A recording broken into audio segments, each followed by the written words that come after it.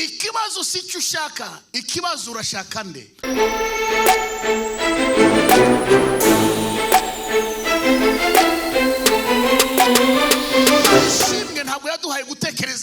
Je bénis Dieu parce que Dieu nous a pas donné de la même façon de penser de la même façon. Et chaque personne a sa propre façon de voir les choses. Hallelujah. Amen.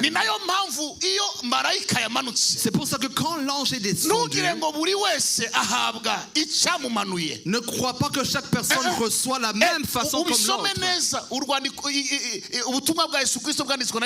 Dans Jean, quand tu lis dans l'évangile de Jean, c'est pas tout le monde qui recevait le miracle, mais tout le monde pouvait être. Ça veut dire tout le monde peut être à la même place, mais pas recevoir nous tous alors qu'ils sont dans la même place.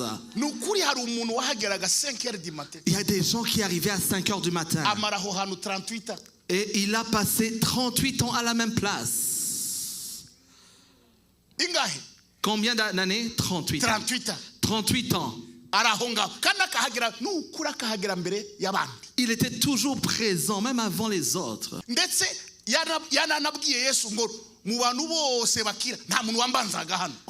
a même dit à Jésus, moi j'étais toujours le premier à être là. Il n'y a personne qui pouvait être avant moi, qui venait avant moi. Mais le problème qu'il avait, je vois des gens être guéris et partir. Le problème, c'est pas de voir les gens venir, recevoir et partir. Non, le problème, c'est en toi. Le problème, c'est pas ce que tu cherches, mais qui tu cherches. Parce que tu peux venir avec des attentes, mais celui qui sait ce que tu as besoin, il voit que tu n'as aucune attente. Et quand il voit que tu n'as aucune attente, et celui qui a et qui va te donner, quand il voit que tu n'as aucune attente, il ne va rien te donner. Salomon, quand il est allé à la montagne, il est allé avec tout son cœur. Et il était tellement éveillé. Et quand il a prié, Dieu est descendu. Il a dit, monsieur, j'ai entendu ta prière. Je suis maintenant assis ici. Demande-moi tout ce que tu veux et je te le donne. Je te l'accorde. Et Salomon a dit, cette opportunité, je ne peux pas la rater. Et il a demandé dans son cœur, Seigneur, donne-moi de demander, de bien demander.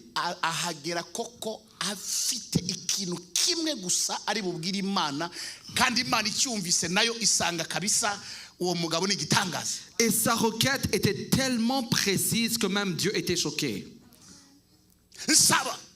Dieu a dit, demande-moi. Dieu, donne-moi un cœur sage, parce que je suis tellement dans la médiocrité, Seigneur. Tu sais que Dieu ne peut pas t'exaucer tant que tu es encore un insensé.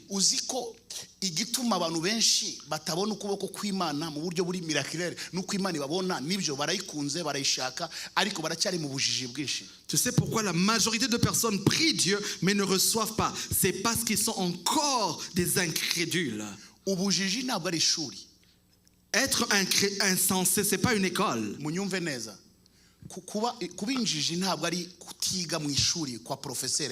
Être un insensé n'est pas synonyme d'être illettré.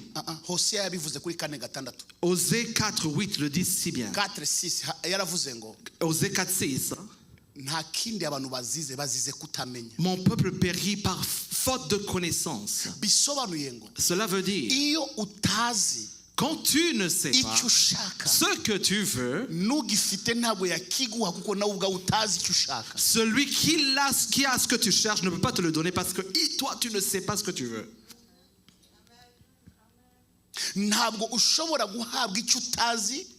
On ne peut pas te donner quelque chose que tu ignores.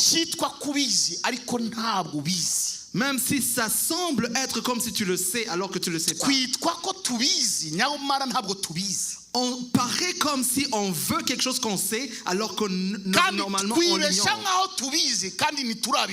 Et on fait semblant comme si on le sait alors qu'on ne le sait pas encore.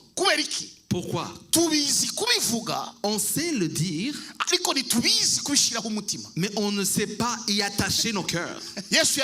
Jésus a dit, tout ce que tu dis, si tu attaches aussi ton cœur, ce qui est dans ton cœur, alors que tu crois que ça va se passer, tu vas maintenant le voir avec tes propres yeux.